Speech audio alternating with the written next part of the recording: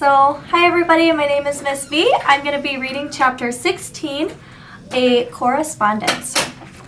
The next day, when it was time for recess, Israel stopped at Bat's desk instead of going outside with the rest of the class and asked, "Hey, Bat, do you want to play Foursquare or something?"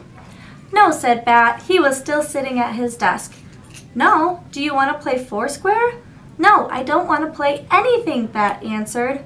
All the other kids had left the classroom, and Bat really wanted Israel to leave too, so that he could talk to Mr. Grayson in private.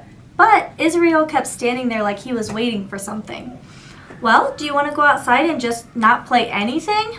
"No," Bat said, "I don't." Israel stood next to the desk for a moment longer, sort of smiling like he was waiting for Bat to say something more. But what could he be waiting for Bat to say? In his head, Bat ran through the list of things that he was supposed to remember to say to people. "Excuse me, I'm sorry, please, may I? Thank you." "Thank you," Bat said. Okay," said Israel, and he shrugged, and then finally he left. After Israel was gone, Bat went up to Mr. Grayson's desk. Mr. Grayson had a stack of their current events assignments in front of him, and he was making comments on each one in a green felt-tipped pen. "Mr. Grayson," Bat said, "I need your help." Mr. Grayson put the cap on his pen and set it down. "I'm all ears," he said. That was a funny expression, and for a second, Bat pictured Mr. Grayson made entirely of ears, with ears for eyes and an ear for a nose and two tiny rows of little ears for teeth. "Well," said Bat, "let me tell you about Thor." And then Bat told Mr. Grayson everything about the skunk kit, about how Mom had brought him home after his mother had died, about how he drank puppy formula because there is no skunk formula, about how he went to the bathroom and how he needed to eat every 2 hours, and how when Mom first brought him home he was almost all pink, but now his black fur was starting to grow in, and most of all how Bat loved him. "He sounds pretty great," Mr. Grayson said. "Yes," said Bat, "he is more than pretty great. He is all the way great." "So how can I help you, Bat?"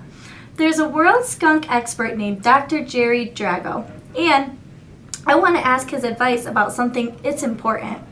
"Okay," said Mr. Grayson. He pushed the stack of papers to one side and pulled his laptop from his satchel. He opened it and logged on.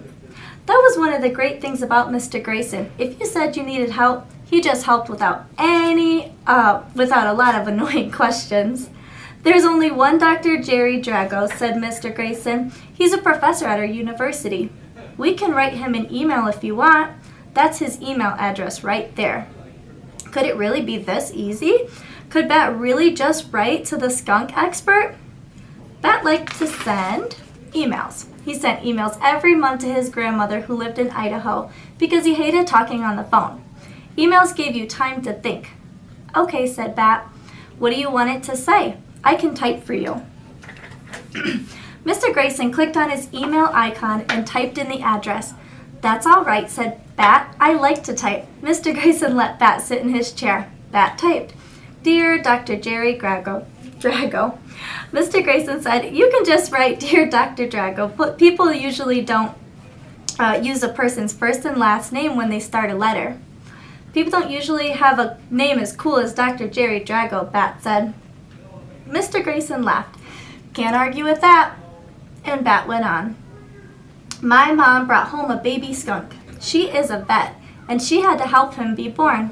His mother died, but she didn't have any diseases, and neither does he. His name is Thor. I want to keep him as a pet because I know I can be a good pet caretaker. Even if I can't keep him forever, I want to at least keep him until he goes back home to the wild, not give him to the skunk rescue people. Please write back and say I can, so I can tell my mom that a world skunk expert says yes. Then she will probably let me keep him. Is that okay?" Bat asked. Mr. Grayson didn't answer right away, so Bat turned to look at him. Mr. Grayson's face was squinched up like he was trying not to laugh, or maybe like he was going to cry. "Mr. Grayson," Bat asked, "what's wrong?" Nothing is wrong, Bat. That's a very nice email. I will be interested to hear what Dr. Dragus says. Me too, said Bat. At the end of the email, he typed, Sincerely, Bixby Alexander Tam. People call me Bat. The end. Thank you.